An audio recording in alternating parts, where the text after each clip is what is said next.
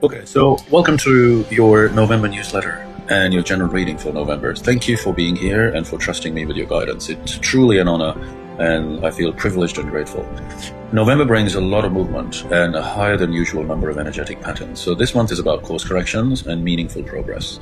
In today's newsletter and today's general reading, I'll walk you through how this month's Mercury retrograde plays out in real life around work and money, love and relationships, home and family, plus timing windows you can actually use. Now, quick heads up, my next live group reading show is on the 10th of January 2026, Saturday, 3 p.m. the Columbia on Oxford Street. Early bird tickets are on sale now.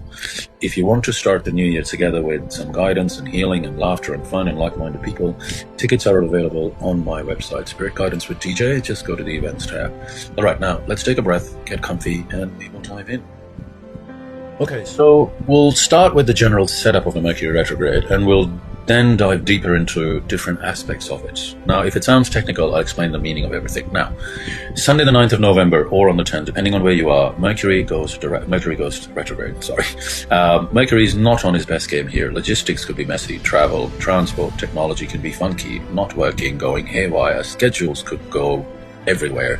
And of course, all our communication is going to be a little misfiring. We might be blurting things out that we're meant to keep to ourselves. We might be forgetting things. We're more likely to be over-expressing than under-expressing, because Sagittarius is kind of a loud sign. That's when Mercury goes direct. So that is the start of Mercury retrograde.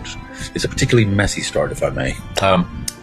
If we stay with Mercury retrograde for the month, Mercury will be retrograde in Sagittarius from the 9th to the 18th of November. Mercury then goes into Scorpio, and then we're going into a more reflective territory, internal experiences of Mercury retrograde. Technically, Mercury is not in a challenging sign anymore, so we may find that the second half of Mercury retrograde, from the 18th to the 29th, when Mercury is in Scorpio, is less of those classic bloopers, cross wires and mix-ups, which are more likely in the first part of Mercury retrograde.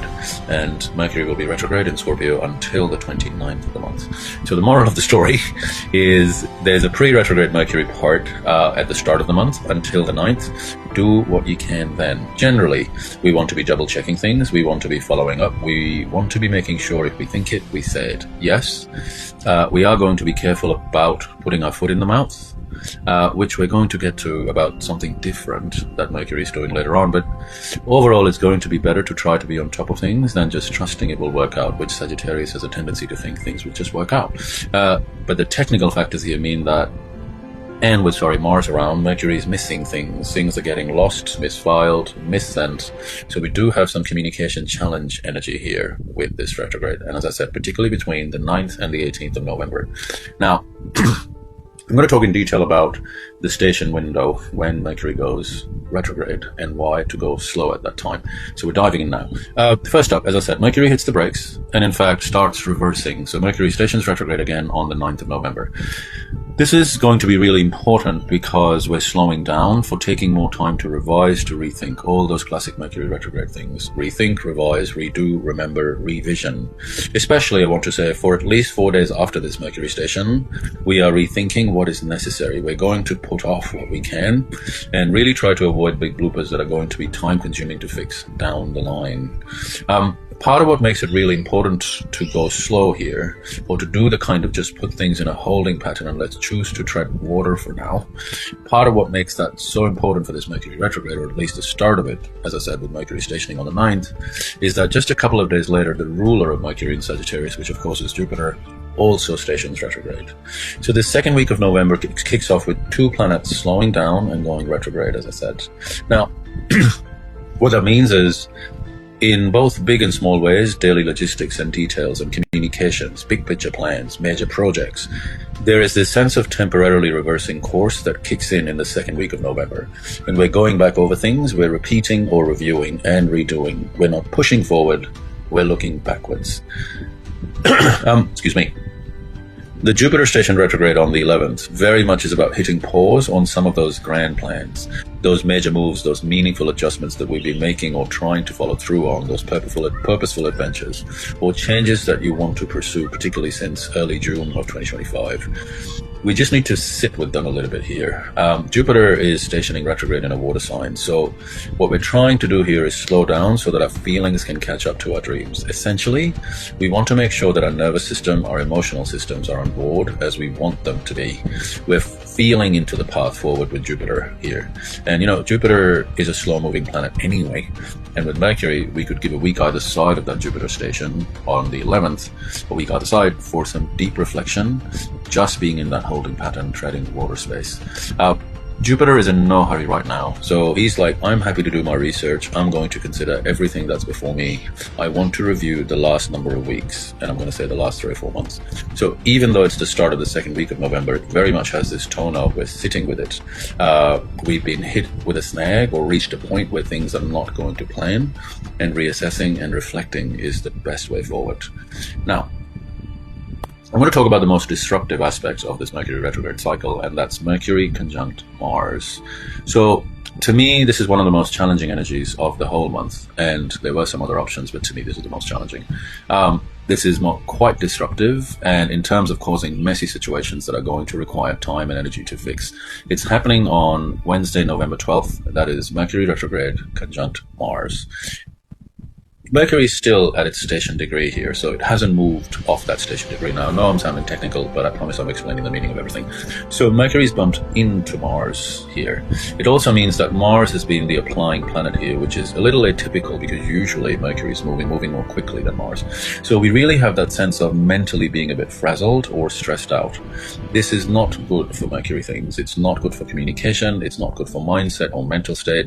It's not great for logistics. It's not great for deals and paperwork. It's not great for agreements. We really don't want to do things we don't have to on the 12th of November, 12th, 13th. We're going to think about rescheduling what we can. Excuse me. We may be receiving some pressure.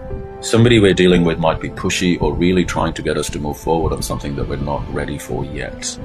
I think if we get pushed under this Mercury retrograde conjunct Mars, we really want to think, my answer, if you need an answer from me right now, is going to be a no. If it's possible to have a little bit more time, I can come back to you next week or in 2 weeks' time, for example. I am happy to review at that point with you. That's the answer that we're looking for or might be useful to you if you feel pushed or pressurized. We just don't want to be agreeing to things right now that we're not 100% sure about or where we don't feel we know enough, if that makes sense. Now, when I think about Mercury retrograde and Mars, I also think about the idea that Mars has that potential of being a little destructive. I don't want us to destroy things that are important to us, of course, but I wonder if there's something we need to dismantle.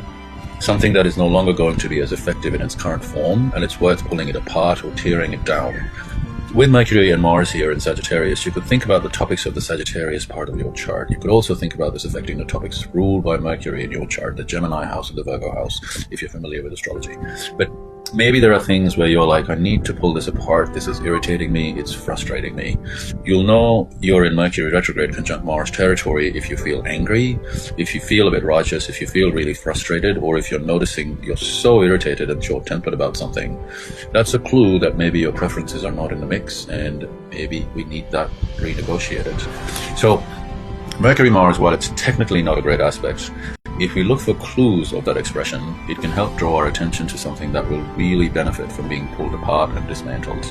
Then we can think about how it will be better to reconfigure this. What is a different way that we could do this thing? We're not going to be putting the new strategy in place under this aspect, of course, on the 12th. We're just thinking in its core form. This needs to come apart.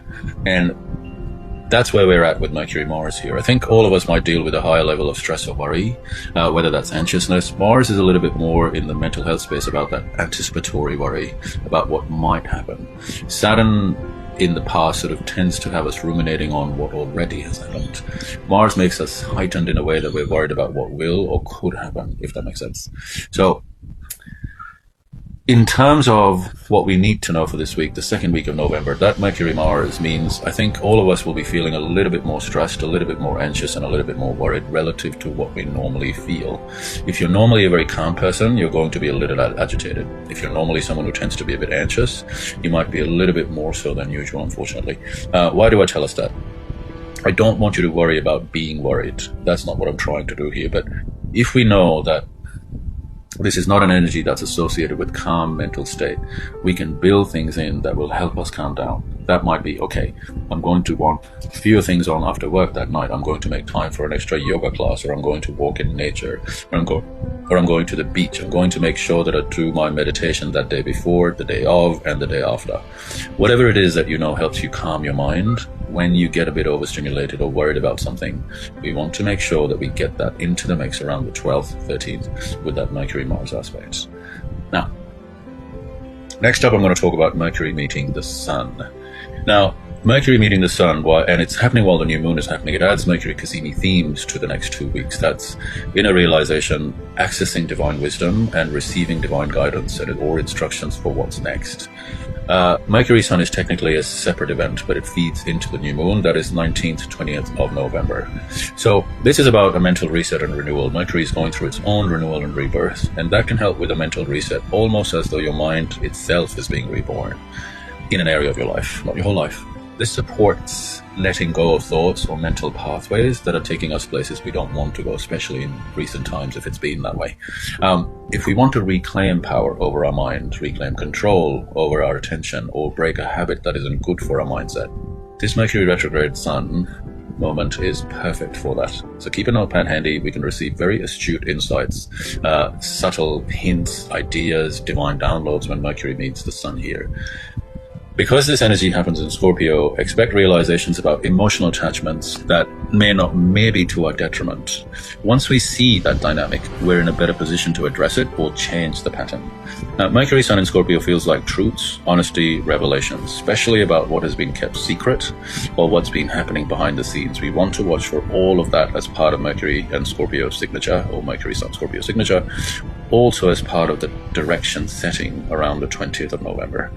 The bottom line here is we're getting inner guidance and mental reboot. It's a very potent window to clear unhelpful thought loops, recognize unhealthy emotional sort of attachments and patterns, and choose a cleaner mental path forward, especially around late November as these insights crystallize and Mercury goes direct. Okay, next up we come to one of the more helpful parts of Mercury retrograde. That's Mercury trine Saturn, then trine Jupiter. And this is a 3-part story. So I'm going to explain that first and then get into the meaning of everything. So we have, as I said, Mercury interacting with Saturn and then Jupiter. This is on the 22nd of November, 22nd, 23rd. Now, as I said, before we get into the meaning, Mercury is actually repeating a pair of aspects it made to Jupiter and Saturn from late October. And in fact, Mercury retrograde is in the middle of a 3-part aspect process to Jupiter and Saturn. So what's happening on the 22nd, 23rd of November is the second in a series of 3 aspects from Mercury to Saturn and Jupiter.